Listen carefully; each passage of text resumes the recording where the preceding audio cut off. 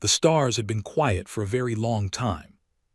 For 12,000 cycles, the Galactic Council had ruled the Orion Arm with absolute power. 6 ancient races sat upon the council, and they had long ago decided that the universe belonged to them. They had mapped every star. They had claimed every world worth claiming. They had written laws that all lesser species must follow. They were the first among equals. They were tall beings made of light and crystal, beautiful and cold. They believed themselves to be the most intelligent creatures in existence. They were a hive species, millions of bodies controlled by a handful of queens. They saw other races as nothing more than resources to be harvested. There were machine builders, cold and logical, who had replaced most of their organic bodies with metal and circuits. They were the oldest of all, ancient beyond measure, and they rarely spoke anymore. There were warriors, proud and violent, who believed strength was the only law that mattered, and there were merchants, caring only for profit and trade. Together, these 6 races had conquered or controlled every species they had ever encountered. Some they enslaved, some they simply destroyed, most they ignored, declaring them too primitive to matter. For 12,000 cycles, no one had challenged them. Then the humans arrived. The day everything changed began like any other day on Seraph 9, a beautiful world near the edge of space. The sky was purple, and 3 moons hung in the afternoon light. Administrators went about their work in floating towers of crystal. Ships came and went from the orbital stations above. No one noticed the strange readings at first. A fold space disturbance, the sensors said. Probably just a merchant convoy taking a shortcut through the system. Then the ship appeared. It was ugly by standards, blocky and gray, covered in strange symbols and antenna arrays. It was small, barely the size of a pleasure yacht, but it had emerged from fold space in a way that should have been impossible. The energy signature was wrong. The entry angle was inefficient. Everything about it was wrong. The ship broadcast a message on all frequencies.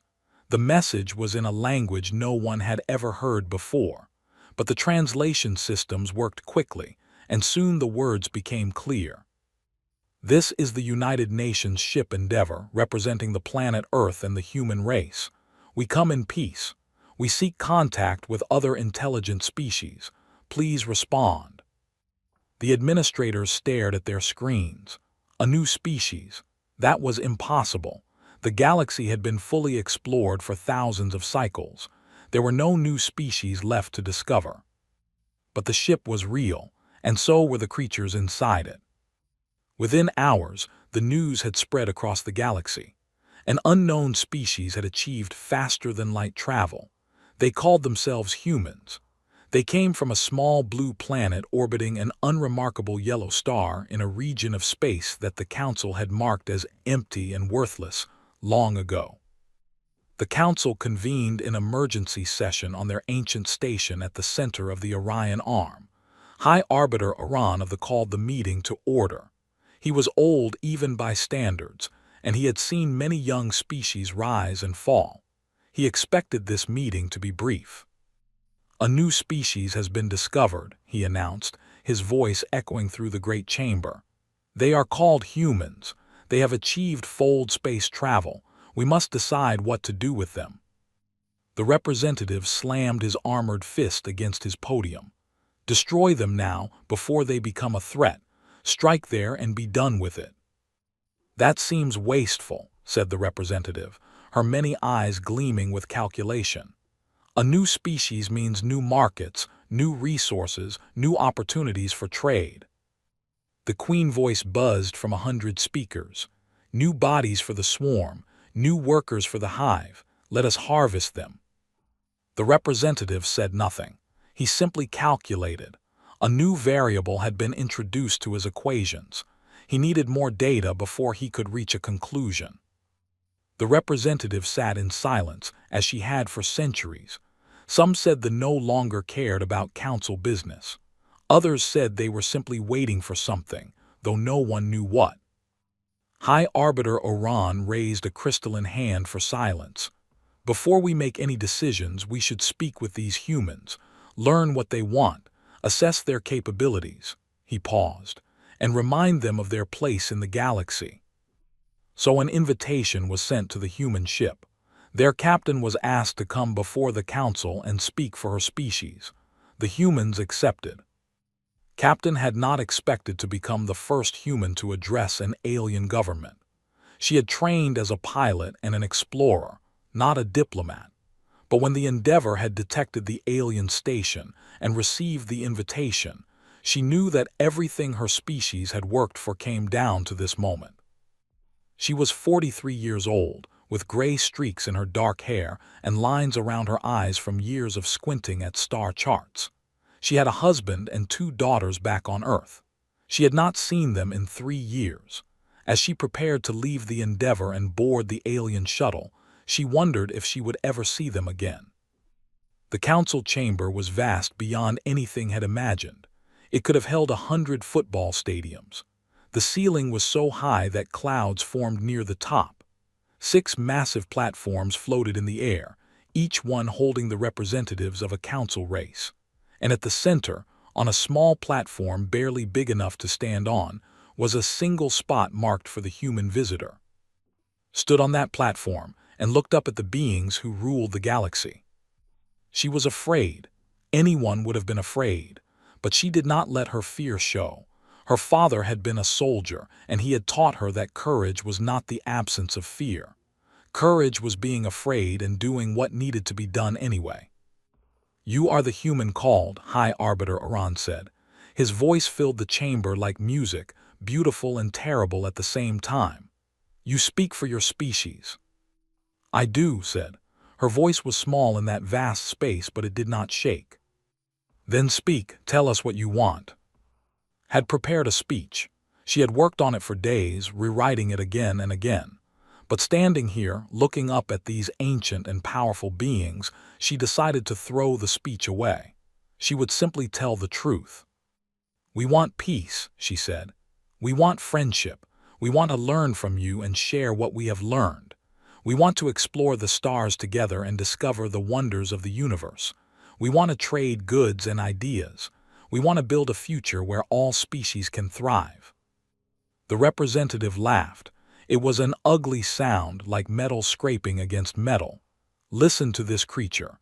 It speaks of peace and friendship as if it were our equal." "We do not seek to be your equals," said quickly.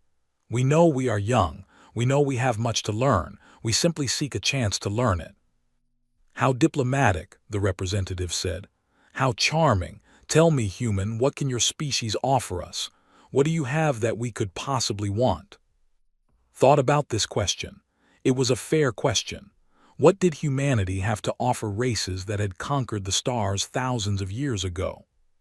"We have ourselves," she said finally. "Our curiosity, our creativity, our determination.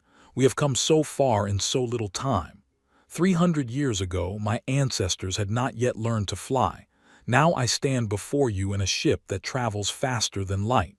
Imagine what we might achieve with your guidance. Imagine what we might discover together." There was silence in the chamber. The council members looked at each other. Then High Arbiter Oran spoke again. His voice was no longer musical. It was cold. "You misunderstand your situation, human. You have not come here to negotiate. You have come here to receive our judgment." Felt her stomach drop. Judgment. "Your species has developed fold space technology without permission. This is a violation of council law. Your species has entered council space without authorization. This is also a violation.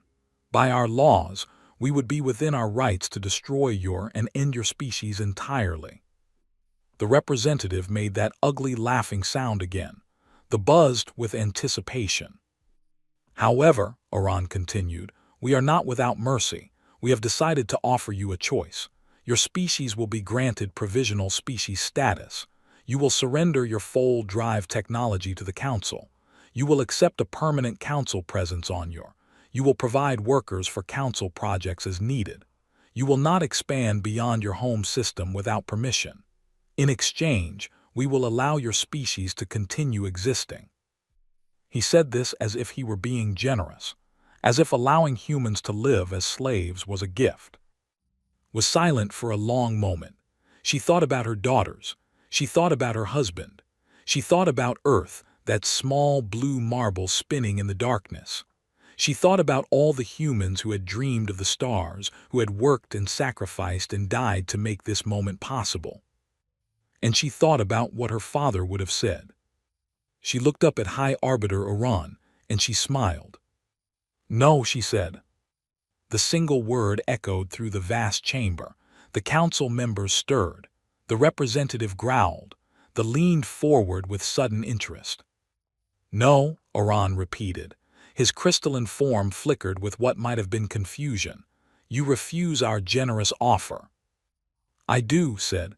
"With respect, High Arbiter, humanity did not travel to the stars to become anyone's servants. We came to be partners, equals, friends if you will have us, but not slaves, never slaves." "You do not seem to understand," the representative spoke for the first time. His voice was mechanical, without emotion. "You have no choice. Your species is small, weak, and young. We have we have conquered 1,000 worlds. What can you possibly do against us?" Thought about this question too, and again she told the truth. "I do not know," she said. "Perhaps nothing. Perhaps you will destroy us and humanity will become just another forgotten species in the long history of the galaxy. But I do know this, we will not go quietly. We will not submit. We will fight for our freedom with everything we have, for as long as we have breath in our bodies. That is what humans do. That is what we have always done." She paused and looked at each of the council representatives in turn. "You say you have conquered 1,000 worlds. I believe you. You say you have destroyed species I believe that too, but I wonder, High Arbiter, if any of those species ever told you no. I wonder if any of them ever looked at your vast fleets and your ancient power and said, 'We are not afraid of you.' Because that is what I am saying to you now. We are not afraid, and we will not surrender." The chamber was silent. No one had ever spoken to the council this way. No one had ever dared. High Arbiter Iran stared at the small human woman standing alone on her tiny platform. She was so small. Her species was so young. Their technology was primitive, their understanding of the universe laughably incomplete. By any reasonable calculation, they should have been begging for mercy. But she was not begging. She was not even asking. She was simply stating a fact, as calmly as if she were discussing the weather. "We will not surrender." "You are either very brave or very foolish," Iran said finally. "Perhaps both," replied. "My father used to say that wisdom means knowing when to bend, but courage means knowing when to stand. This is a moment for standing." "Then you have made your choice." The High Arbiter's voice was final. "Return to your ship. Return to your planet. Tell your people what has happened here. You have one solar cycle to reconsider. If you do not accept our terms by then, there will be consequences." Nodded, she had expected nothing less. "I will deliver your message, High Arbiter, and I will give you our answer now so there is no confusion. The answer will still be no. It will always be no." She turned and walked back to the shuttle that would take her to the Endeavor. She did not look back. She did not need to. Behind her, the council erupted into debate. The demanded immediate military action. The counseled patience and profit. The calculated how many human bodies they could harvest. The ran probability equations. The remained silent, but for the first time in centuries, the ancient representative seemed to be paying attention. Only High Arbiter Iran sat still, watching the small human woman disappear through the chamber doors. He had ruled the council for 3,000 cycles. He had seen species rise and fall. He had made decisions that affected billions of lives. He had always been certain of his own wisdom and power. But something about this human troubled him. Something about the way she had smiled when she refused him. Something about the calm certainty in her voice when she said they would not surrender. It was not defiance. He had seen defiance before. Defiant species screamed and threatened and made empty promises of revenge. This was something else. This was confidence, as if she knew something he did not, as if she could see a future he could not imagine. He shook off the feeling. It was absurd. The humans were nothing, a footnote in galactic history. They would submit or they would be destroyed. There was no other possible outcome. The Endeavour left Council space the next day. Captain sent a message to Earth describing everything that had happened. The message traveled through relay stations and fold space transmitters, and within a week, every human in the solar system knew what the Council had demanded. The response was immediate and unanimous. Governments that had been rivals for centuries came together. Resources that had been hoarded were freely shared. Scientists who had been working on separate projects combined their efforts. Factories that had been building consumer goods switched to military production. Training camps that had been half-empty filled with volunteers. Humanity had been told to submit or die.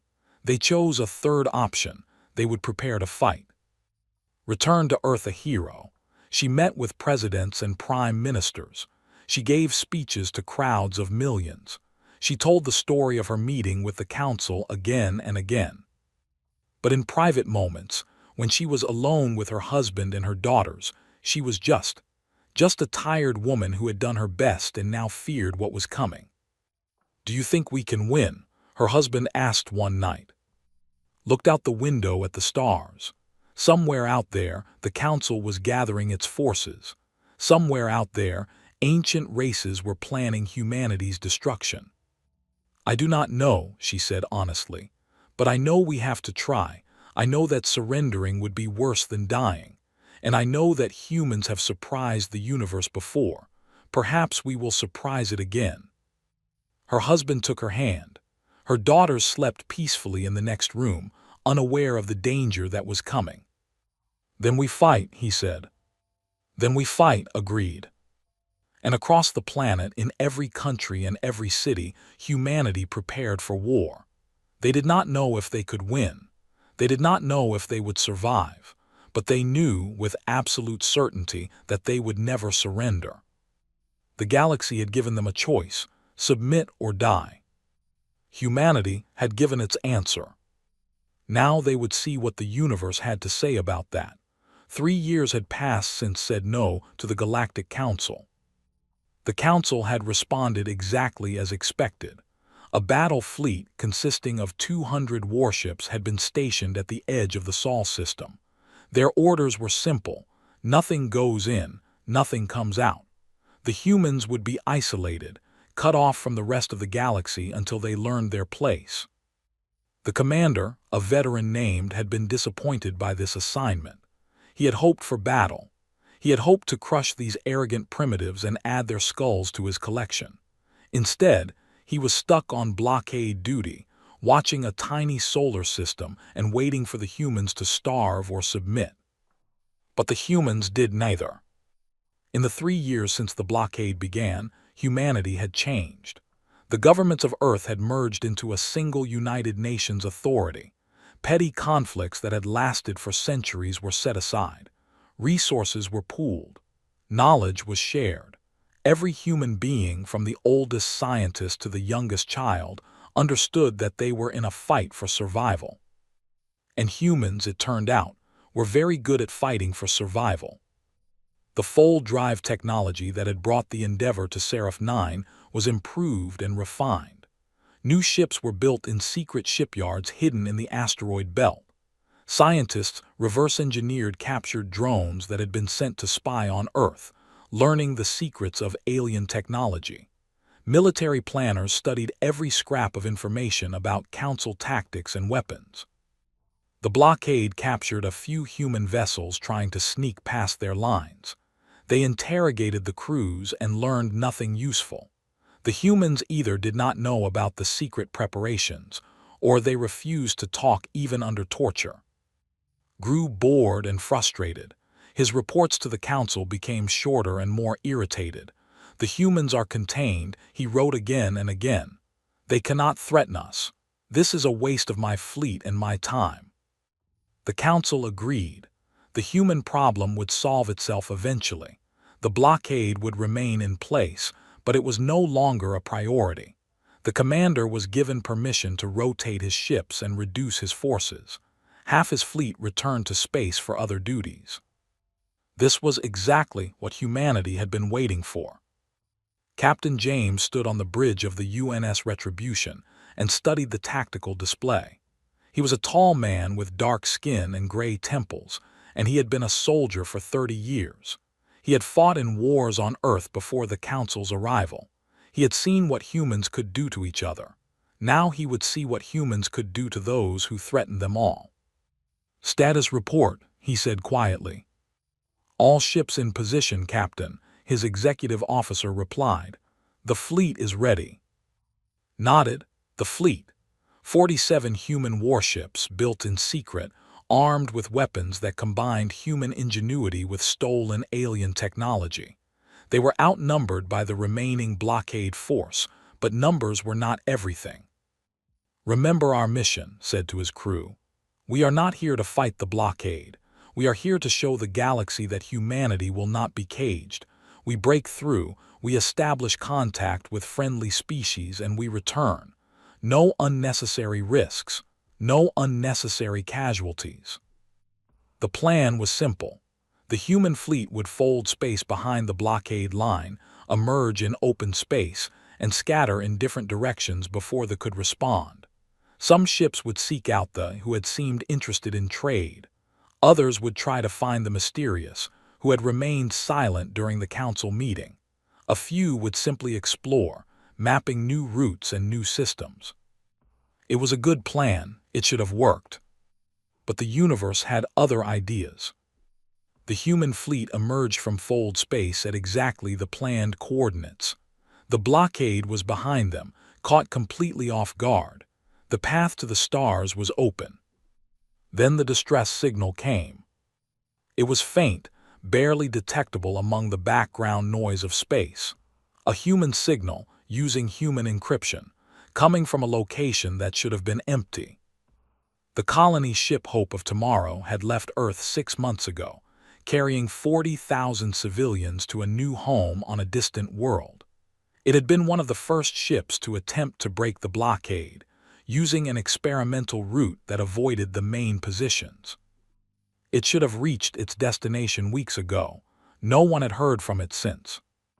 Now its emergency beacon was screaming into the void, and the signal was coming from the Cygnus system, deep in territory. Captain stared at the tactical display. There were slavers. Everyone knew that. They captured other species and used them as workers, as food, as breeding stock.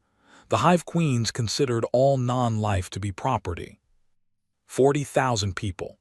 Men, women, children. Families who had dreamed of a new life among the stars. "Captain," his executive officer said carefully, "our mission parameters are clear. We are not authorized to engage Council forces. If we attack it could mean war." "We are already at war," said quietly. "The Council simply has not admitted it yet." He looked around the bridge at his crew. They were scared. He could see it in their eyes, but they were also angry. Those were their people out there, their families, their friends. "New orders," said. "The fleet will proceed with the original mission. All ships except Retribution and her battle group will scatter as planned. We cannot risk the entire fleet on a rescue mission." "And us, Captain?" his weapons officer asked. Smiled grimly. "We are going to get our people back." The Retribution and 7 escort ships broke away from the main fleet and folded space toward the Cygnus system. The journey took 13 minutes. 13 minutes to prepare for battle. 13 minutes to pray, for those who believed in such things. 13 minutes to write final messages to loved ones who might never receive them. When they emerged from fold space, they found hell. The Hope of Tomorrow hung in space, broken and dark. Its engines were destroyed. Its hull was breached in a dozen places. Escape pods drifted nearby, empty and silent. And surrounding it, like predators around a carcass, were 40 hive ships. The vessels were organic, grown rather than built. They looked like massive insects, covered in chitin and filled with millions of drones. Each hive ship could hold 100,000 warriors. Each one was a weapon and a factory and a prison all at once. They had already begun their harvest. Shuttle pods were moving between the Hope of Tomorrow and the hive ships, carrying human prisoners to their new lives as slaves. How many survivors? Demanded. Sensors detect approximately 38,000 human life signs, Captain, scattered across 12 of the hive ships. 38,000. 2,000 already dead, but 38,000 still alive, still within reach. Open a channel to the fleet, ordered. His communications officer hesitated. Captain, they do not negotiate. They do not acknowledge lesser species as worthy of communication. Open the channel anyway. The channel opened, spoke clearly and calmly. Fleet, this is Captain James of the United Nations ship Retribution. You have attacked a civilian vessel and taken prisoners from a species under our protection. You will release all human captives immediately and withdraw from this system. You have 5 minutes to comply. Silence. Then a sound like a million insects buzzing filled the bridge. It was laughter. They were laughing. A voice emerged from the buzzing, translated by the ship's computers into words that could understand. Little human, little tiny human, you come to our space with your little ships and make demands. We have taken your kind before. We will take many more. Your flesh is soft and your minds are weak, but you make adequate workers. Go away, little human. Go away before we take you too. Looked at the tactical display. 40 hive ships, 8 human vessels. The math was not in his favor. But math was not everything. You have 4 minutes and 30 seconds, he said, and closed the channel. His executive officer stepped closer. Captain, I must formally note that we are vastly outnumbered. Our chances of survival are minimal. Our chances of successful rescue are essentially zero. Noted, said, now prepare for combat. Captain, with respect, this is suicide. We should withdraw and return with a larger force. Turned to face his executive officer. His eyes were calm, but there was something burning behind them, something that had not been there before. Lieutenant Commander, those are my people out there. 40,000 human beings, including children, being dragged into slavery. Every minute we wait, they suffer. Every hour we delay, they die. I will not leave them. I cannot leave them. If you wish to relieve me of command, you may attempt to do so. Otherwise, prepare for combat. The executive officer held his captain's gaze for a long moment. Then he nodded. All hands, battle stations, prepare for combat. The Retribution and her escorts moved forward toward the fleet. They were tiny compared to the hive ships, like mosquitoes approaching elephants. But mosquitoes could bite, and these mosquitoes had teeth. Time to compliance, asked. 3 minutes, Captain. Begin targeting solutions. All weapon systems armed and ready, boarding parties to shuttle bays. They did not take the humans seriously. Why would they? They had enslaved a dozen species they had never faced any real resistance. The little human ships were curiosities, nothing more. They did not prepare for battle. They did not raise their shields. They simply continued their harvest, confident that the humans would flee or die. This was their first mistake. When the timer reached 0, the Retribution opened fire. Human weapons technology was primitive by Council standards, but humans had a talent for destruction that the galaxy had not yet learned to appreciate. The Retribution's main gun was a magnetic accelerator that could launch a projectile at a significant fraction of the speed of light. The projectile was simple, a solid block of tungsten pointed at one end. No explosives, no fancy technology, just mass and velocity. The first shot struck a hive ship directly in its central thorax. The impact released more energy than a nuclear bomb. The hive ship cracked open like an egg, spilling drones and debris into space. They stopped laughing. Within seconds, the human ships had destroyed 4 hive ships and crippled 3 more. The fleet scrambled to respond, but they were slow and disorganized. They had never been attacked like this before. They did not know how to react. And then the boarding parties launched. Human Marines were different from any soldiers they had ever faced. They wore powered armor that enhanced their strength and speed. They carried weapons designed to kill efficiently and quickly. And they had something that they did not understand: absolute determination. The Marines breached the hive ships through the holes created by the Retribution's guns. They moved through the organic corridors, killing every drone that stood in their way. They found the prisoner holds and freed the captured humans. They escorted them back to the shuttle bays. They tried to fight back. They sent wave after wave of drones against the invaders. But humans, it turned out, were very good at killing. Something in their evolutionary history, something in their DNA, made them natural predators. They worked together seamlessly, covering each other, protecting each other, destroying anything that threatened them. The battle lasted 3 hours. When it was over, 37 of the 40 hive ships were destroyed or disabled. The remaining 3 fled into fold space, their queens screaming with rage and fear. Human losses were minimal. 18 Marines had been killed, 2 escort ships had been damaged, but 38,000 civilians had been rescued. 38,000 people who would have spent the rest of their lives as slaves were now free.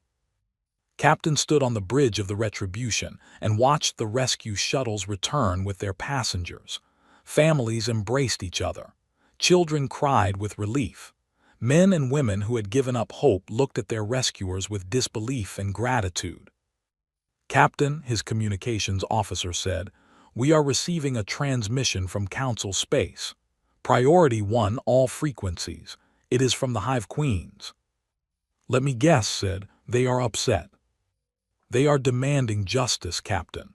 They claim we have committed an act of war against a Council species. They are calling for our arrest and execution." Nodded slowly. He had expected this. They would never admit that they had been defeated by a lesser species. They would twist the narrative, make themselves the victims. "And what does the Council say?" "The Council has issued a formal decree, Captain. You and the 37 surviving Marines from the boarding parties are to be surrendered to Council custody within 10 days. Failure to comply will be considered an act of war by the human species against the Galactic Council." An act of war, as if attacking a civilian colony ship and enslaving 40,000 people was not already an act of war, as if the blockade had been an act of friendship. "Send a message to Earth," said. "Tell them what happened here, tell them what the Council demands, and tell them," he paused, choosing his words carefully, "tell them I am proud to have served humanity.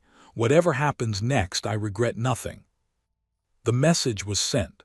The fleet limped home, carrying its rescued passengers and its wounded ships. Along the way, they passed the blockade, which had been reinforced and was now on high alert. But they did not attack. They watched the human ships pass and did nothing. Perhaps they were waiting for orders. Perhaps they were uncertain. Or perhaps, for the first time, they were afraid. Earth received the Council's demands. The governments debated. The people protested. The rescued civilians told their stories to anyone who would listen. Images of children reunited with their families spread across the planet. And then Earth gave its response. It was broadcast on all frequencies, in all languages, to every corner of the solar system and beyond. It was simple and clear. "Come and take them." 3 words, a declaration of defiance, a challenge to the most powerful forces in the galaxy. The Council had demanded surrender. Humanity had responded with a phrase from their ancient history, from a warrior named who had faced an empire with nothing but courage and 300 soldiers. "Come and take them."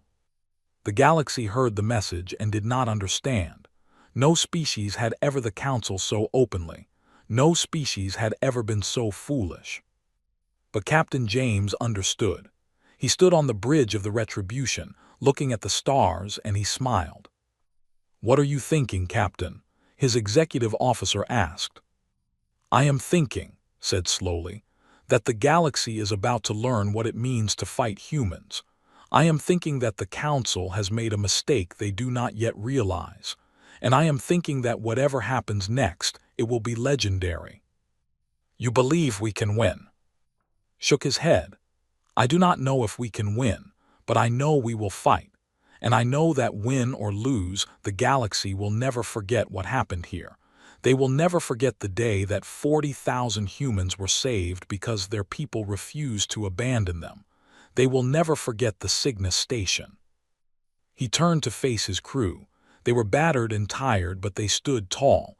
They had faced the monster and survived. They had done the impossible. "The Council thinks we are weak," said. "They think we are afraid. They think we will break. Let them think that. Let them underestimate us. Because when they come for us, and they will come, they will learn the truth. They will learn that humans do not abandon their own. They will learn that humans do not surrender. And they will learn that the cost of hurting us is higher than they can imagine." Somewhere in the depths of space, the queens were screaming to the Council for vengeance. Somewhere, they were sharpening their claws and preparing their fleets. Somewhere, they were calculating the most efficient way to exterminate an entire species. But on the Retribution, there was only quiet determination. The crew went about their duties, preparing for the storm that was coming. Humanity had sent its message to the galaxy. Now they would wait for the galaxy's reply. The Galactic Council had never assembled a fleet of this size. 2,000 warships gathered at the edge of human space. Ships from all 6 elder races united for the first time in centuries. Dreadnoughts bristling with weapons. Calculated carriers filled with automated fighters. Bioships pulsing with angry energy. Crystal cruisers gleaming in the starlight. Armed merchant vessels, slower but deadly. Even they had sent a single ancient ship, though no one knew what purpose it served.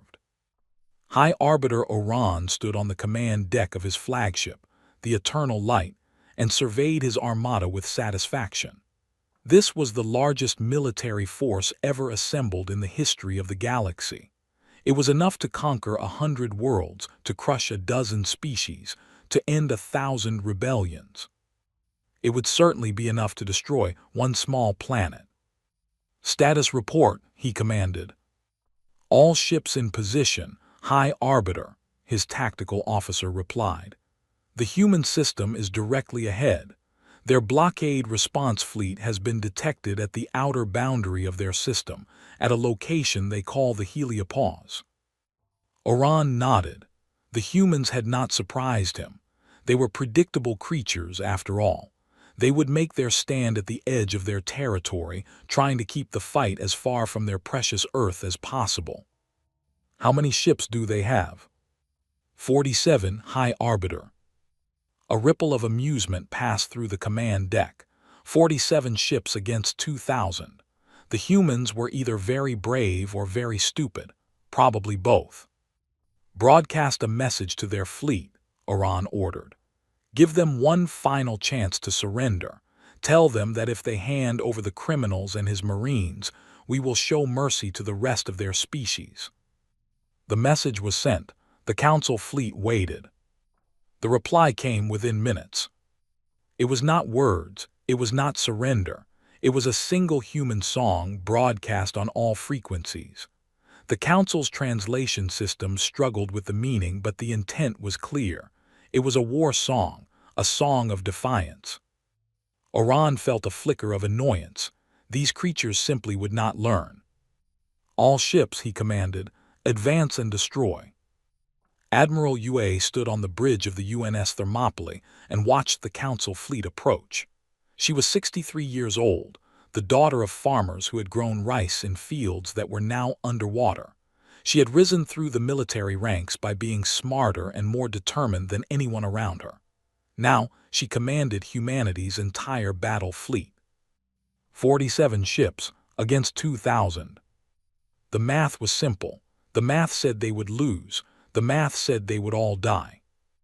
But Admiral had never been good at accepting what math told her she could not do.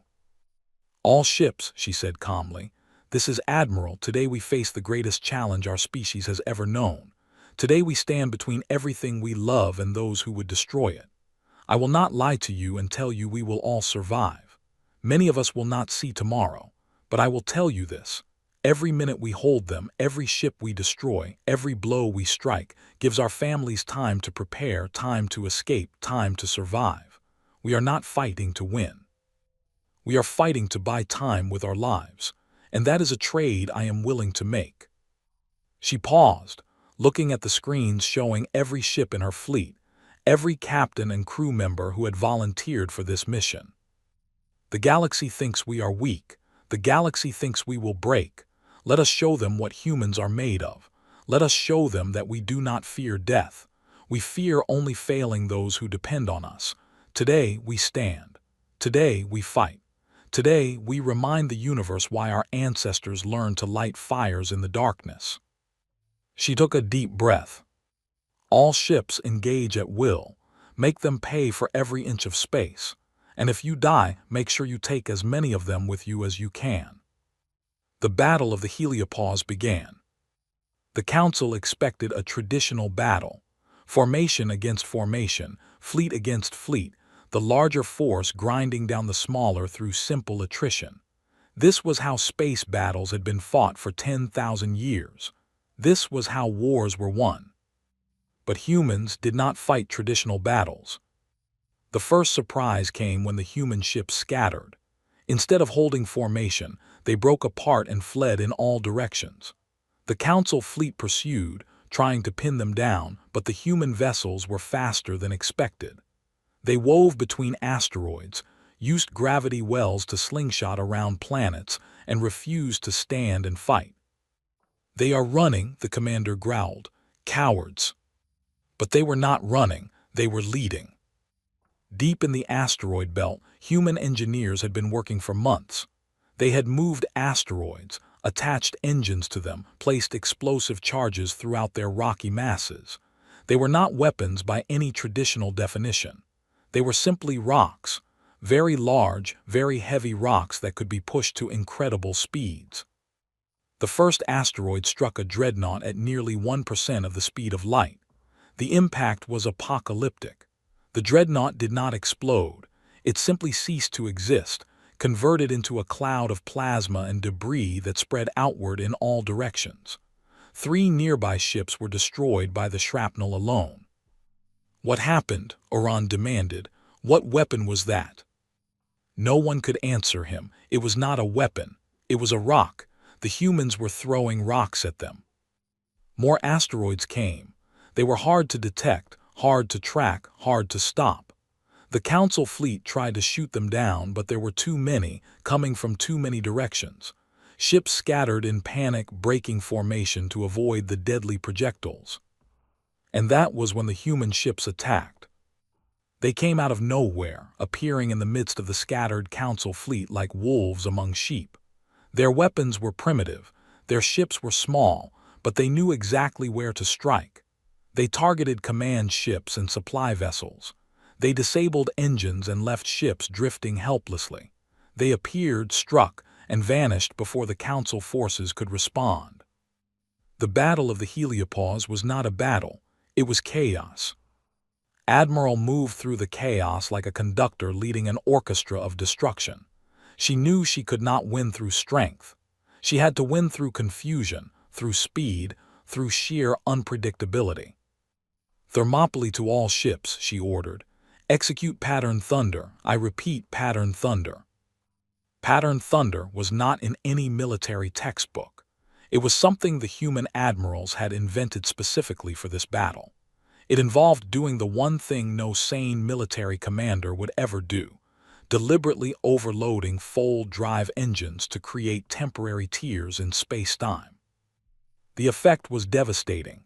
Ships that tried to pursue the humans found their navigation systems scrambled, their sensors blinded, their weapons misfiring.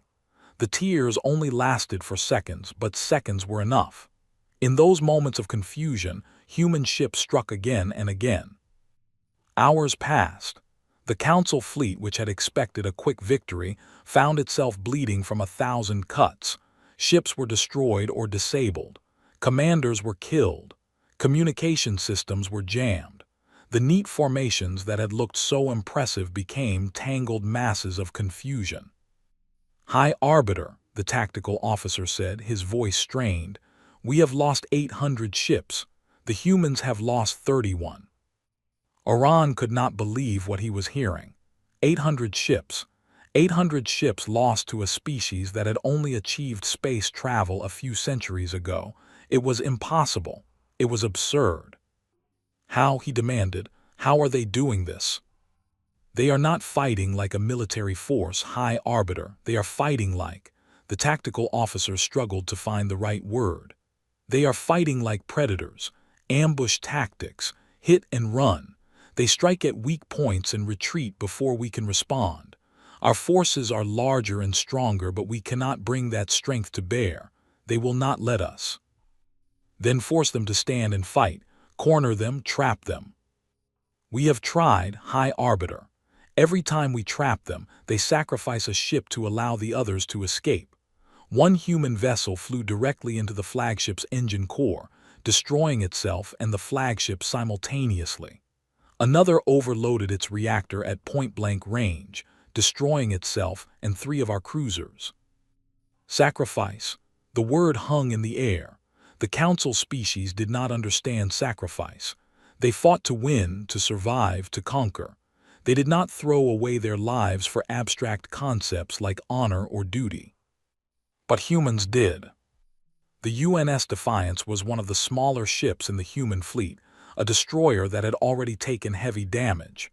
Her captain, a young woman named Sarah Martinez, knew her ship was dying. Engines failing, weapons depleted, hull breached in multiple locations. She also knew that the command carrier was directly ahead, its shields down as it tried to coordinate the scattered Council fleet. Captain Martinez made her decision in an instant. "All hands," she announced, "this is the captain. Abandon ship. Repeat, all hands abandon ship. Get to the escape pods, that is an order." Her crew hesitated. They knew what she was going to do. "Go," she said quietly. "Tell my family I love them. Tell them I did my duty." They went. Escape pods launched from the dying Defiance, carrying her crew to safety. Captain Martinez stayed at the helm alone. She aimed her ship at the command carrier. She pushed the engines to maximum. The Defiance was traveling at nearly 1/10 the speed of light when it struck the carrier. The impact released more energy than a nuclear arsenal. The carrier, one of the largest ships in the Council fleet, was obliterated in an instant. Everyone aboard died. The admiral, his entire staff, thousands of warriors, gone in a flash of light. And Captain Sarah Martinez, age 29, became the first human to destroy a Council flagship. She would not be the last. 6 hours after the battle began, High Arbiter Oran was forced to acknowledge reality. His glorious armada was in shambles. Almost half his ships were destroyed or disabled. His remaining forces were scattered and demoralized. The human fleet, impossibly, was still fighting. "High Arbiter," his advisor said carefully, "we should consider withdrawal, regroup and return with a fresh strategy." Oran's crystalline form flickered with rage. Withdrawal, retreat, defeat. These were words that had never been spoken to a High Arbiter of the. These were words that should not exist. "No," he said, "we will finish this. Send in the reserves, all of them, overwhelm them with numbers." But before the order could be executed, something happened that no one expected. Admiral's flagship, the Thermopylae, appeared directly in front of the Eternal Light, point-blank range. So close that Oran could see the damage on the human vessel's hull, the scorch marks from weapon impacts, the patches covering breaches. The Thermopylae was dying, but it was not attacking. "Human vessel," Oran demanded, "why are you here? Have you come to surrender?" A communication channel opened. Admiral's face appeared on screen. She looked exhausted, covered in dust and blood, but her eyes were clear and calm. "No, High Arbiter," she said. "I have not come to surrender. I have come to offer you a choice. You are in no position to offer anything. Perhaps, but you should hear me out. Look at your fleet, High Arbiter. Look at what we have done. You came here with 2,000 ships, and we have destroyed almost half of them. You expected an easy victory, and instead you have found a battle that will haunt your nightmares for generations." She paused, letting the words sink in. "We are going to lose this battle. We both know that. You have more ships than we do, and eventually you will overwhelm us. But how many more ships will you lose before that happens? How many more commanders will die? How many more of your warriors will never see their homes again?" Oran said nothing, but he was listening. "I am offering you a chance to end this now," Admiral continued. "Withdraw your fleet, leave human space. In exchange, we will release all council prisoners we have captured during this battle. We will return them safely to their people." "You expect me to retreat, to admit defeat to a species of primitives?" "I expect you to be wise," Admiral said. "I expect you to look at the cost of this battle and ask yourself if it is worth paying. You wanted to destroy us to make an example, but what kind of example does this battle make? It shows the galaxy that the Council is not invincible. It shows them that a small species with courage can stand against the mighty. Is that the example you want to set?" The High Arbiter considered her words. He looked at the tactical displays showing his scattered and bloodied fleet.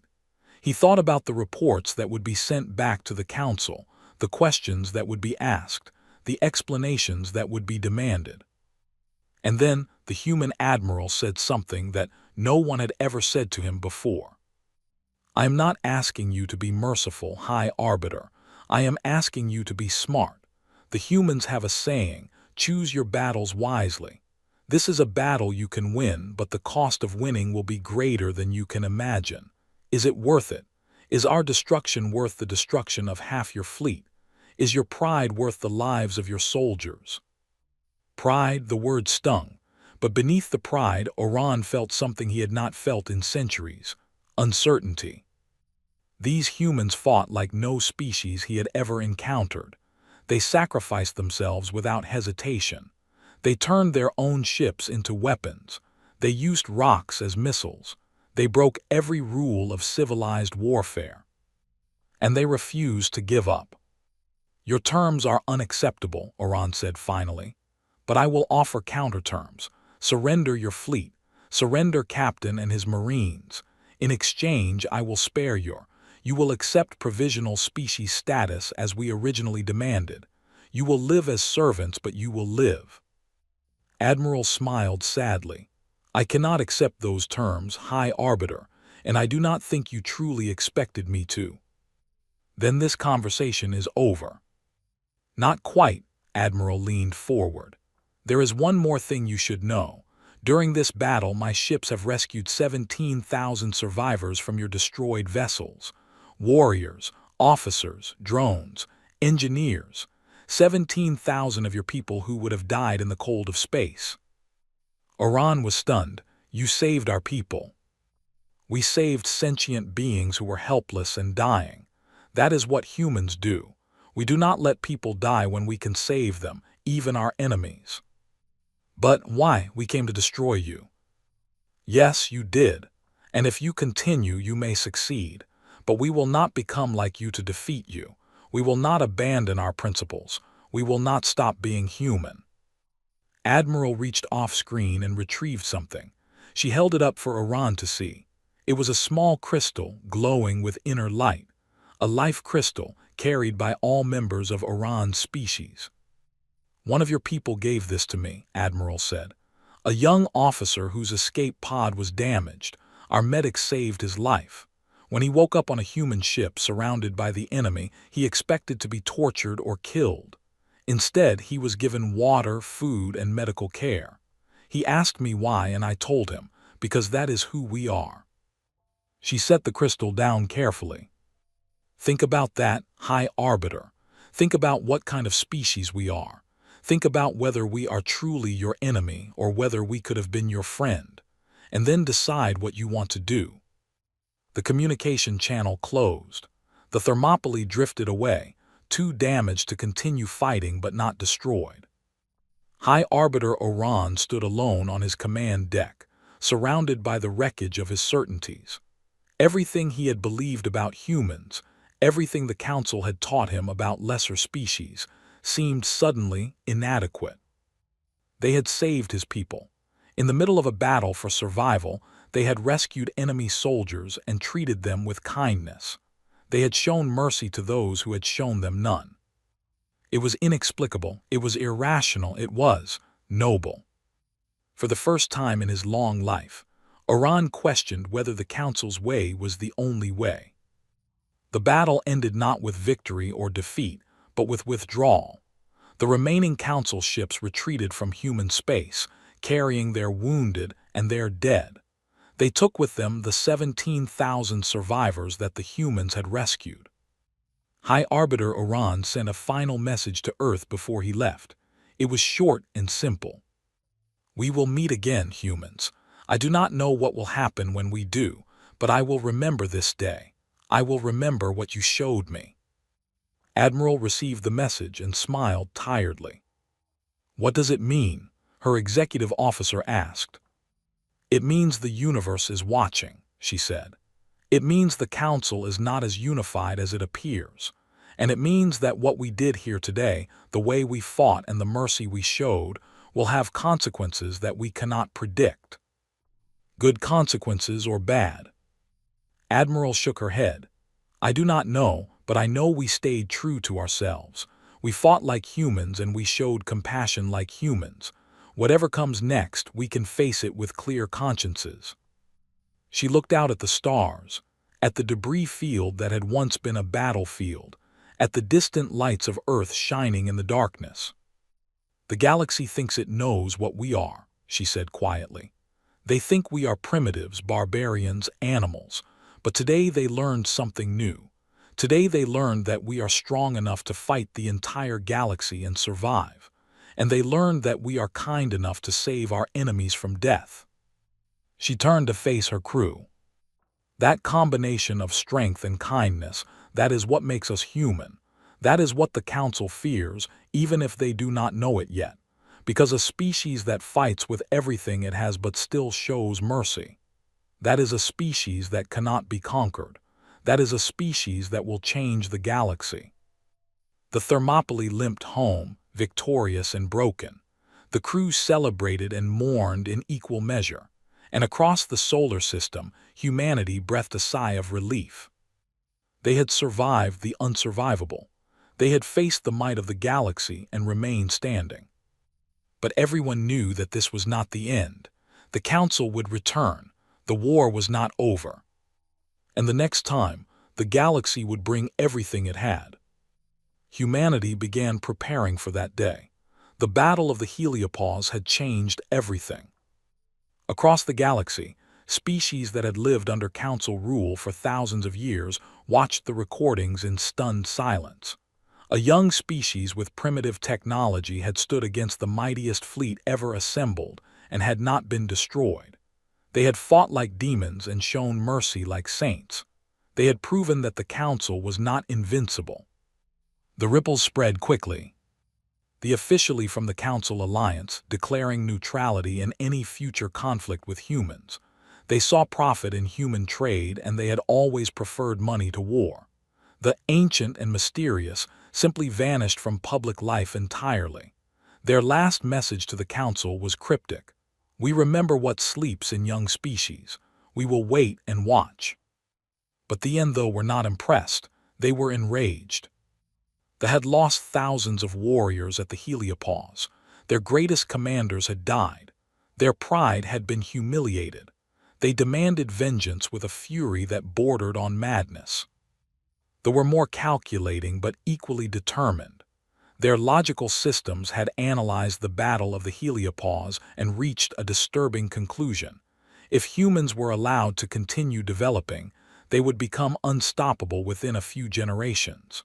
The only logical solution was extinction. In secret meetings hidden from even the other council races, they made a plan. They would not send another fleet. Fleets could be defeated. They would send something else, something that could not be stopped. They would send the extinction lance. The extinction lance was a weapon from ancient times. It had been built during the machine wars when they had fought among themselves for dominance. It was a planet killer, capable of destroying an entire world in a single shot.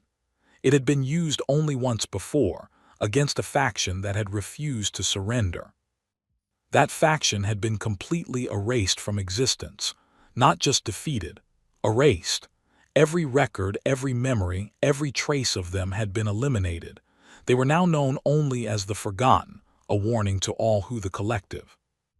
The lance had been hidden away considered too terrible to use, but the had decided that humans warranted its resurrection. For months, the weapon was secretly transported through fold space, avoiding all detection. Engineers worked in hidden shipyards, repairing systems that had not been activated for 10,000 years. Warriors guarded the operation with paranoid intensity. On Earth, life continued. Humanity rebuilt its fleet. Scientists worked on new technologies. Children went to school. Families gathered for meals. People fell in love, got married, had babies. Life went on as it always does. Admiral Yue, now considered the greatest hero in human history, had been promoted to Supreme Commander of Human Defense. She spent her days planning for the Council's next attack, analyzing every possible scenario, preparing for every contingency. She never considered the possibility that the Council would simply destroy Earth entirely. It seemed too extreme even for them. Surely they would want to conquer humanity, not annihilate them. Surely they would want the resources, the technology, the slaves. She was wrong. The day Earth died was a Tuesday. It was 3:47 p.m. in New York City. The stock market was open. Traffic clogged the streets. Millions of people went about their daily lives, thinking about work and dinner and whether it would rain tomorrow. In Tokyo, it was Wednesday morning. Salary workers crowded the trains, clutching coffee and checking their phones. Children walked to school in neat uniforms. An old woman fed pigeons in a park. In London, the sun was setting. Pubgoers finished their pints. Tourists took photographs of Big Ben. A street musician played guitar for spare change. 12 billion people lived on Earth. They had hopes and dreams and fears. They had families who loved them. They had futures that seemed full of possibility. At 3:47 p.m. New York time, the extinction lance fired. The weapon had been positioned at the edge of the solar system, hidden among the asteroids. Its targeting systems had been aimed at Earth for weeks, waiting for the order. When the order came, it took less than a second for the lance to power up and release its payload. The beam traveled at nearly the speed of light. There was no warning, no alarm, no time to react. One moment Earth existed, the next moment it did not. The planet simply came apart. The beam struck the core and converted it into pure energy. The energy expanded outward at incredible speed, vaporizing rock and ocean and atmosphere. Within 17 seconds, everything that had been Earth was reduced to a cloud of expanding debris. 12 billion people died. 12 billion souls extinguished in the time it took to take a breath. The debris cloud expanded through the solar system, carrying with it the ashes of everything humanity had built on it. The Sistine Chapel, the Great Wall of China, the pyramids, the libraries, the hospitals, the schools, the homes, the memories. All gone. Admiral Yue was on Mars when it happened. She was in a meeting with her generals, discussing supply lines and ship production. Her aide burst into the room, face white with shock. "Admiral," he whispered, Earth is gone." She did not understand at first. The words did not make sense. Earth could not be gone. Earth was humanity's home, the cradle of civilization, the center of everything. Then she looked at the tactical display. She saw the debris cloud where Earth had been. She saw the impossible reality. And something inside Admiral Yue changed forever. She did not scream. She did not cry. She did not collapse. She simply stood very still, looking at the display as the deaths of 12 billion people registered in her mind. Her husband had been on Earth. Her children, her parents, her friends, everyone she had ever loved. Gone. For a long moment the room was silent. No one knew what to say. What could anyone say? Then Admiral spoke. Her voice was calm, almost gentle. Status of human survivors. Her aide checked the reports with shaking hands.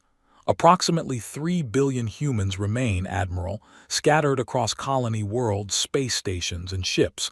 The Council is broadcasting a message. They are claiming victory.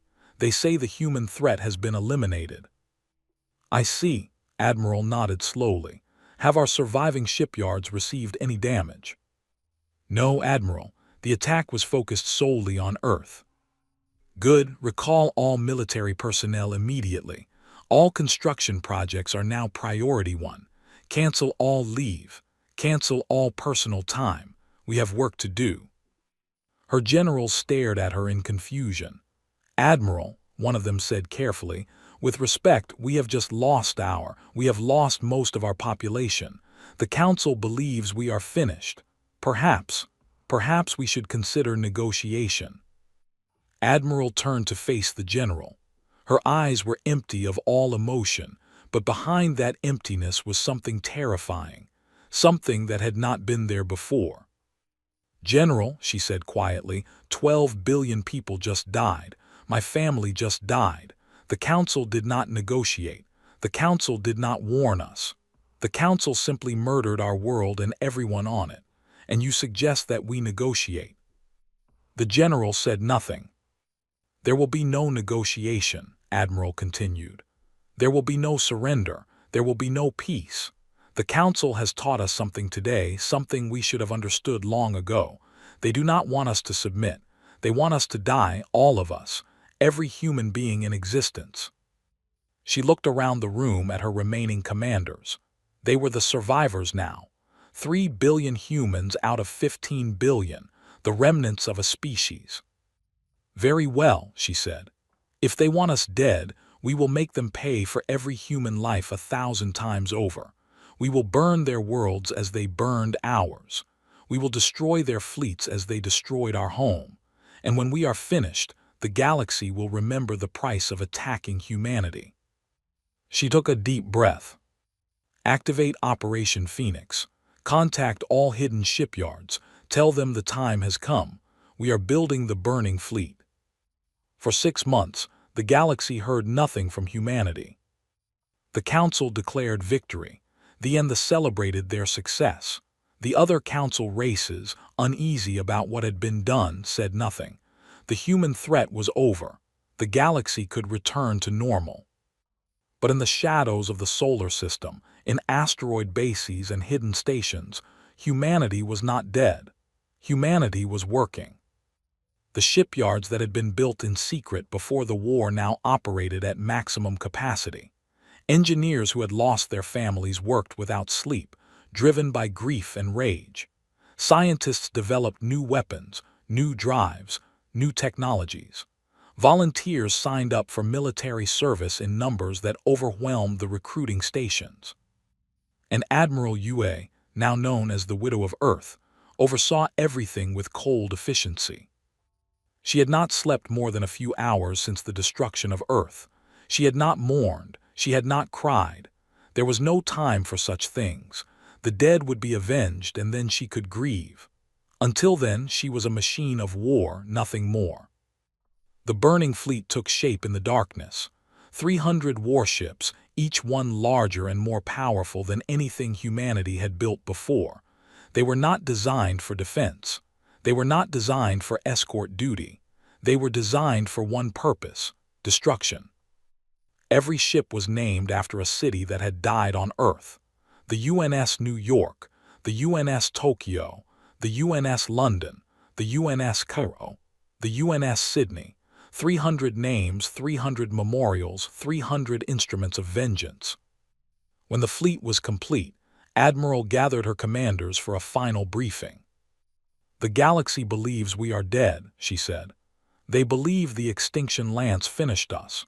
They have become complacent, relaxed, convinced that the human threat is over." She pulled up a tactical display showing the positions of Council forces throughout the galaxy. "In 3 hours, the burning fleet will fold space to 12 different locations simultaneously. We will strike at the heart of the Central Command and 10 other major Council installations. There will be no warning. There will be no negotiation. There will be no mercy." Her commanders nodded grimly. They had all lost people on Earth. They all understood. "Our objective is simple," Admiral continued. "We will destroy the military capability completely. We will eliminate the command structure and their ability to rebuild the extinction lance. And we will send a message to the rest of the galaxy. The price of attacking humanity is higher than anyone can afford to pay." She paused, looking at each commander in turn. "I will not lie to you. Many of us will not survive this campaign. The Council still has more ships than we do, more resources, more territory. But we have something they do not have. We have rage. We have grief. We have 3 billion souls who will never forgive what was done to our world. That is a power that cannot be calculated. That is a weapon that cannot be defended against." She straightened, her eyes hard as diamonds. "For Earth, for our families, for the 12 billion who died in 17 seconds, today we begin the burning. Today the galaxy learns what it means to make an enemy of humanity." The burning fleet emerged from fold space without warning. A holiday was being celebrated. Warriors were gathered in the great arena, watching combat games. Families were feasting on the flesh of conquered species. Children were learning the ancient traditions of their people. When the human ships appeared in the sky, no one understood what they were seeing. The humans were extinct. Everyone knew that. The Council had declared victory. The first missiles hit the military installations before anyone could react. The human weapons were not subtle. They were brutal, overwhelming, designed to cause maximum destruction in minimum time. Missiles, kinetic bombardment, energy weapons, everything humanity had developed was unleashed at once. The military command center was destroyed in the first minute. The orbital defense platforms were eliminated in the second minute. By the third minute, human ships were descending through the atmosphere, striking at ground targets with precision that spoke of months of planning. In 4 hours, the military was crippled. Their fleet was scattered or destroyed. Their command structure was eliminated. Their ability to wage war had been reduced to nothing. But Admiral was not finished. She broadcast a message to every citizen. "People of I am Admiral UA of the human burning fleet. 6 months ago, your leaders helped destroy our and murder 12 billion of our people. Today, we have destroyed your military capability. Your warriors are dead or fleeing. Your fleets are burning. Your leaders are gone." She paused, and when she spoke again, her voice was ice. "We could destroy your as you destroyed ours. We have the capability. We have the motivation. Every human being in existence would cheer if we turned your planet into ash." Across, civilians waited in terror for the final blow. "But we will not do that," Admiral continued. "We are not you. We do not murder civilians to prove our power. Your children are innocent. Your families did not choose this war. So you will live not because you deserve mercy, but because we refuse to become the monsters you tried to make us." The message ended. The burning fleet departed. They were left alive, but their empire was broken. Their military was gone. Their leaders were dead. They would not threaten anyone for generations to come. The story was different. There were machine intelligences, their organic bodies enhanced with technology until they were more robot than flesh. They did not have civilians in the same way as other species. Every was part of the collective. Every contributed to the war effort, and every had participated in the decision to use the extinction lance. Admiral had known this, she had planned for it. The burning fleet did not strike with missiles or kinetic weapons. Instead, they deployed something far more insidious, a virus. Human hackers had spent months studying captured technology. They had learned how the collective worked, how information flowed between units, how decisions were made. And they had designed a virus that exploited every weakness they found. When the virus was uploaded to the network, chaos erupted. Defense systems turned on each other. Factory robots began dismantling themselves. Communications collapsed into static. The carefully organized collective became a screaming mass of conflicting signals and contradictory commands. Within hours, the industrial base was destroyed, not by bombs but by their own technology.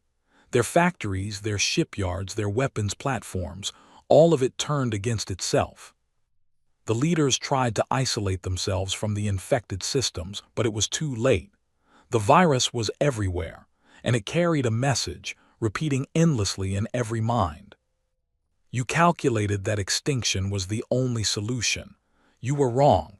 You calculated that humans would not survive. You were wrong. You calculated that you could escape consequences. You were wrong. We are coming for you. We will never stop. We will never forget. And your calculations will never save you. The collective, for the first time in its existence, felt fear. The burning fleet struck 12 targets in a single day. Major council installations, military bases, weapons factories, command centers. Everywhere the message was the same. Humanity was not dead, and humanity would not forgive. When it was over, Admiral gathered reports from all her commanders. The campaign had been almost perfectly successful. The N were broken. The other council races were in panic. The balance of power in the galaxy had shifted forever.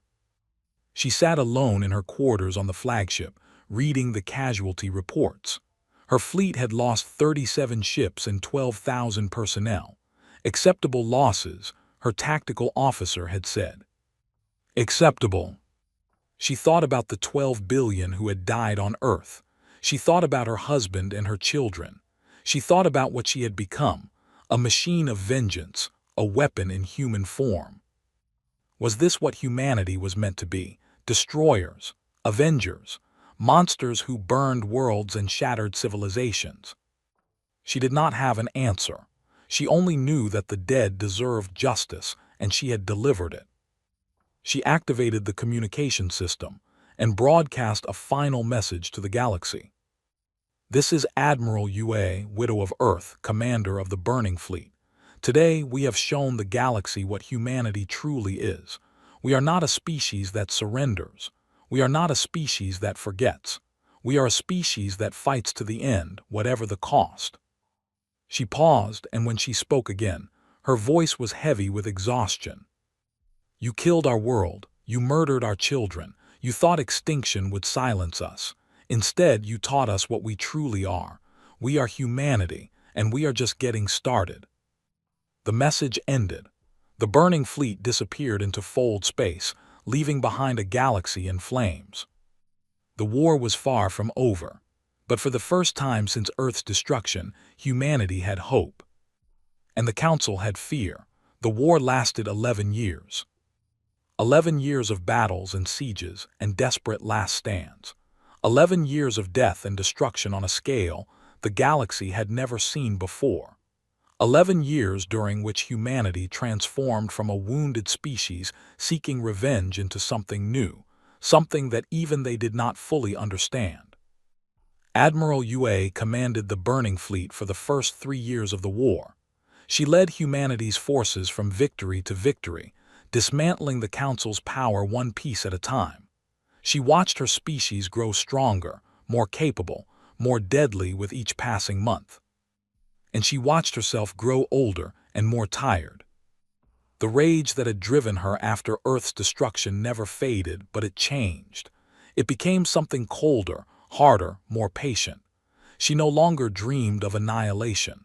She dreamed of endings. She dreamed of a galaxy where no more humans would die for the crimes of ancient empires. In the 4th year of the war, she handed command to her successor, a young admiral named David Park who had lost his entire extended family on Earth. He was brilliant, ruthless, and driven by the same fire that had once burned in her. "Do not become what they made us," she told him before she retired. "Do not let the war consume who we are. When it is over, we must still be human. We must still be capable of building peace." Admiral Park nodded, though she was not sure he understood. He was young. He still thought war was about winning. She would learn, eventually, that war was really about surviving with your soul intact. The war ground on. Though their military, broken by the initial attacks, became guerrilla fighters. They struck at human supply lines, assassinated human commanders, and made every occupied system a battlefield. But without their centralized command structure, without their fleets and their resources, they were fighting a losing war. In the 7th year of the war, the last warlord was captured and brought before a human tribunal. He expected to be executed. He expected torture, humiliation, death. Instead, he was offered a choice: renounce violence and help his people transition to peace, or spend the rest of his life in a prison on a distant moon. He chose peace. He was the first to do so, but he was not the last. They were a different challenge. Their collective intelligence made them difficult to defeat conventionally. Every unit was connected to every other unit, sharing information and resources across vast distances. Destroying one installation simply made the others stronger and more efficient. But the virus that humanity had unleashed during the initial attacks had done more damage than anyone realized. The collective was fractured, broken into dozens of competing factions that fought each other almost as much as they fought humanity. In the 9th year of the war, the largest remaining faction approached humanity with an offer: peace in exchange for a cure for the virus that was slowly destroying their network. Admiral Park was initially opposed. "Let them suffer," he argued. "Let them experience what we experienced when they destroyed Earth." But Admiral, still alive and still influential despite her retirement, convinced him otherwise. "If we let them die, we become them," she said. "We become the species that uses extinction as a weapon. We become the very thing we fought against." The treaty was signed. Human doctors and engineers worked with scientists to repair the damage. The faction agreed to complete disarmament and submitted to human oversight of their remaining installations. It was not forgiveness. It would never be forgiveness, but it was a beginning. They were perhaps the simplest to defeat. Their hive structure meant that once the queens were neutralized, the drones became confused and directionless. Human scientists developed a pheromone that could permanently disrupt the hive connection, turning aggressive drones into docile creatures that simply waited for orders that would never come. The threat of this weapon was enough. The queens surrendered unconditionally in the 10th year of the war. They agreed to abolish all slavery, release all captive species, and never again leave their home system without permission. The humans did not use the pheromone weapon. They kept it as a deterrent, a reminder of what could happen if they broke their promises. They had never been fully committed to the war against humanity. They had participated in the initial blockade and the Battle of the Heliopause, but they had not been involved in the decision to use the extinction lance. When the tide of the war turned, they quickly distanced themselves from the end. High Arbiter Oran, still alive after all these years, personally negotiated the surrender. He had never forgotten his conversation with Admiral during the Battle of the Heliopause. He had never forgotten the humans who saved his people even while fighting them. "We were wrong about your species," he admitted during the negotiations. "We saw you as primitives, as animals to be controlled. We did not understand what you truly were." The human negotiator, a woman named Sarah who had lost her parents on Earth, looked at him without emotion. And what are we truly, High Arbiter? Oran considered the question carefully. You are survivors, you are adapters, you are a species that cannot be destroyed because destruction only makes you stronger. And you are, he paused, searching for the right word. You are merciful even when mercy is not deserved. That is perhaps the most terrifying thing about you. They signed a peace treaty that made them allies of humanity, not subjects. They would retain their territory, their culture, their way of life, but they would never again participate in acts of aggression against other species. The who had remained neutral throughout the war immediately approached humanity with trade proposals. They had always valued profit over politics, and the new order in the galaxy offered endless opportunities for commerce. Human negotiators were skeptical at first. They had done nothing to stop Earth's destruction. They had stood by and watched while billions of people died. But humanity needed trading partners. They needed resources and technology and the connections that they could provide. So treaties were signed, trade routes were established, and they became humanity's first true economic partners in the galaxy. And then there were they had vanished from public life before the war even began. Their ancient ships had retreated to their mysterious, and no one had heard from them since. In the 11th year of the war, as the final treaties were being negotiated, and the galaxy was learning to live in peace, they returned. Their ambassador was old beyond imagining, a being who had lived for millions of years and seen the rise and fall of countless civilizations. She appeared at the signing ceremony for the new Galactic Compact, the document that would establish the rules for the post-war galaxy. Everyone fell silent when she entered the chamber. Even the humans, who feared nothing anymore, felt a sense of awe in her presence. "We have been watching," she said, her voice echoing through the chamber like wind through ancient caves. "We have been watching since you first came to the stars, young humans. We have been watching to see what you would become." Admiral, now old and frail but still commanding, stepped forward. "And what have you seen, Ancient One?" They considered the question. "We have seen many young species rise and fall. Most burn brightly for a time and then fade into obscurity. Some become conquerors, ruling through fear until their empires collapse under their own weight. A few become wise, learning to live in harmony with the universe." She paused, looking at the assembled representatives of dozens of species. "You humans are different. You have done things that no other species has ever done.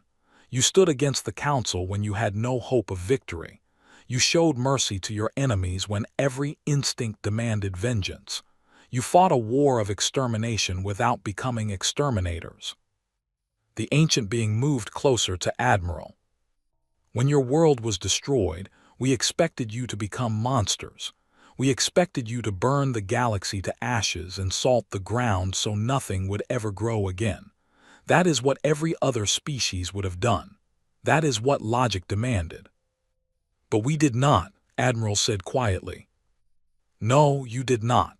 You destroyed your enemy's ability to wage war, but you did not destroy your enemies. You defeated them, but you did not annihilate them. You won, but you did not become what you defeated." The ambassador looked around the chamber once more. The old Galactic Council ruled through fear. They maintained power by crushing anyone who opposed them, but their rule was always fragile, always dependent on the threat of destruction. When you challenged them, when you showed that they could be defeated, their power crumbled. She turned back to Admiral. "You have a choice now.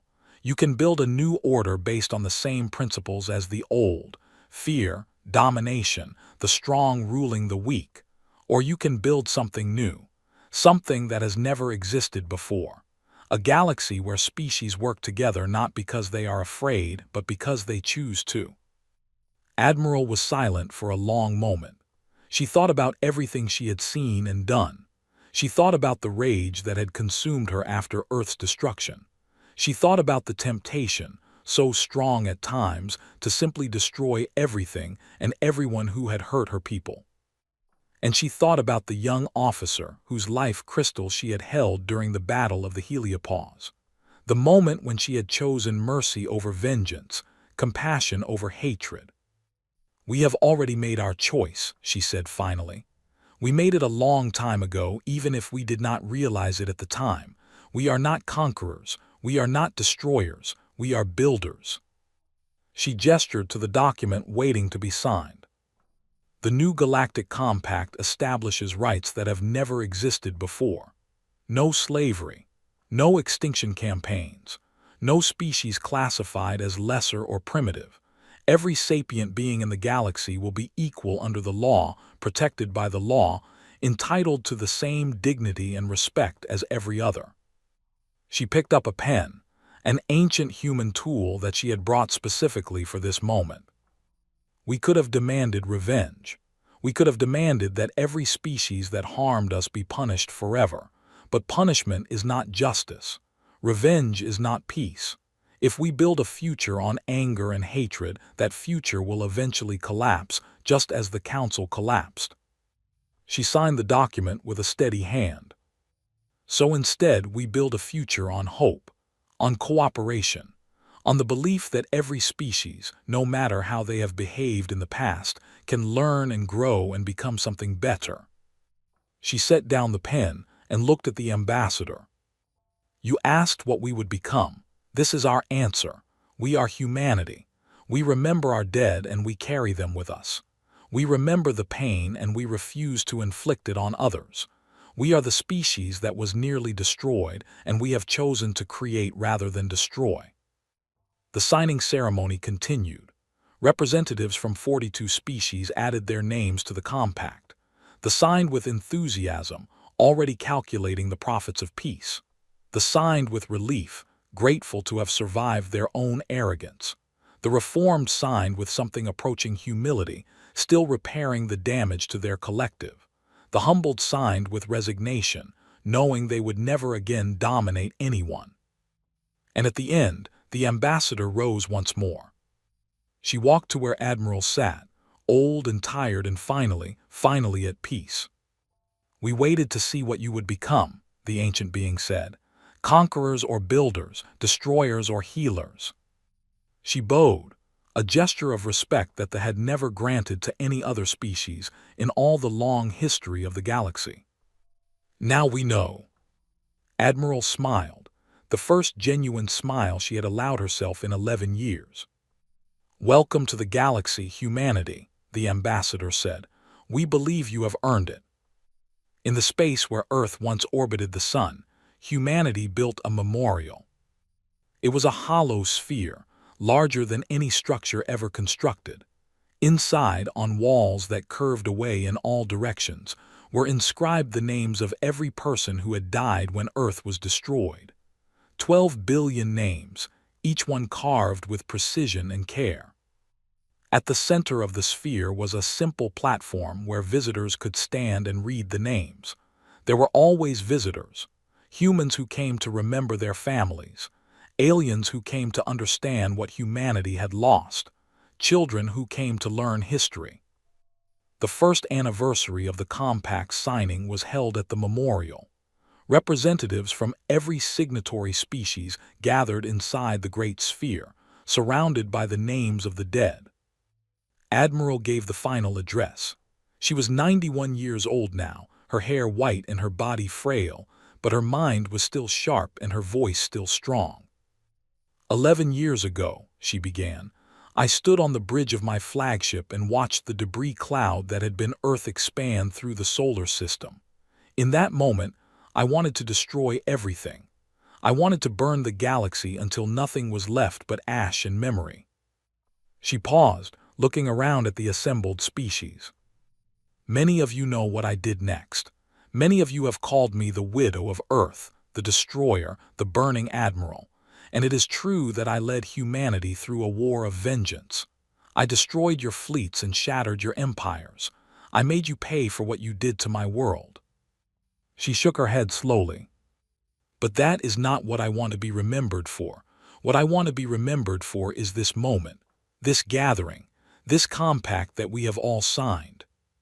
She gestured at the names surrounding them. These 12 billion people died because the galaxy was ruled by fear. They died because the powerful believed they could do whatever they wanted to the weak. They died because no one had ever said enough. No more. Never again. Her voice grew stronger. We have said those words now. We have written them into law. We have built a new order based not on fear, but on cooperation. Not on domination, but on mutual respect. Not on the strong crushing the weak, but on all species working together for the common good. She smiled, and there was something peaceful in that smile, something that had been absent for 11 long years. The humans have a saying, from the ashes we rise. We were nearly destroyed. Ours was reduced to dust and debris. But we did not stay in the ashes. We rose, we fought, we won. And now, instead of ruling as conquerors, we extend our hand to all species and say, let us build something better together. She turned to face the ambassador, who stood among the other dignitaries. They asked us what we would become. We have answered that question not with words but with actions. We have shown that we are a species that remembers. We remember every kindness. We remember every cruelty. We remember our dead, and we carry them with us into every battle, every negotiation, every tomorrow. She looked around the memorial one final time, at the billions of names surrounding her. You burned our world, she said quietly. And in doing so, you taught the galaxy that humanity doesn't die. We adapt, we endure, we rise, and now we rebuild together, because that is also what we are. We are the species that extends a hand to our enemies and says, never again, now let's build something better. She stepped back from the podium. The chamber was silent for a long moment. Then the ambassador rose. The ancient being, oldest in the galaxy, walked to where Admiral stood, and for the second time she bowed. You have earned our respect, they said. You have earned the respect of every species in this galaxy, not through conquest but through mercy, not through destruction but through creation, not through revenge but through hope. She straightened and looked at the assembly. 11 years ago, the galaxy executed humanity. They destroyed your world and murdered your people, believing that would be the end of your story. Her voice resonated through the memorial. They were wrong. That was not the end of your story. That was the beginning. The day they executed humanity was the day the galaxy began to burn. But from that burning has come not destruction but renewal, not death but life, not an ending but a beginning. She placed her ancient hand on Admiral's shoulder. The galaxy will remember this day. Long after the stars have grown old and cold, they will remember the species that was nearly destroyed and chose to save rather than condemn. They will remember that humanity had the power to rule through fear and chose, instead, to lead through hope. The ambassador stepped back. Welcome to the galaxy, humanity. You have taught us all what it means to truly be civilized. Admiral Yue lived for 3 more years after that ceremony. She spent them quietly, writing her memoirs and teaching at the academy that had been named in her honor. She visited the Earth Memorial often, reading the names and remembering the dead. On her last night, she sat in her garden on Mars, looking at the stars. A young officer, a woman who reminded her of herself at that age, sat beside her. Admiral, the young woman asked, do you have any regrets? Admiral considered the question. She thought about everything she had done, everything she had lost, everything she had built. I regret that it took such terrible suffering to teach the galaxy to be better, she said finally. I regret that 12 billion people had to die before the council understood that their way was wrong. I regret that I had to become something dark and terrible before I could help create something bright and good. She paused, looking at the stars. But I do not regret the choices I made. I do not regret choosing mercy over vengeance, hope over despair, building over burning. Those choices cost me everything I had, but they gave my species something priceless, a future. The young officer was silent for a moment. What would you want people to remember about you? She asked. Admiral smiled. I would want them to remember that even in the darkest hour, even when everything seemed lost, humanity did not give up. I would want them to remember that we fought with everything we had but never forgot who we were. And I would want them to remember that when we won, we chose to extend our hand rather than close our fist. She closed her eyes. The galaxy thought they were executing a nuisance when they destroyed Earth. They were igniting a phoenix, and from the flames of that phoenix rose not a monster, but a species that would change everything. She died peacefully that night, surrounded by people who loved her. Her last words were inscribed on the Earth Memorial, beneath her own name. They thought they were executing a nuisance. They were igniting a phoenix. And in the centuries that followed, as humanity spread across the galaxy and built a civilization that would last for, those words became a reminder of what they had been, what they had become, and what they would always strive to be. Not conquerors, not destroyers, but builders, healers, humans, and the galaxy was better for it.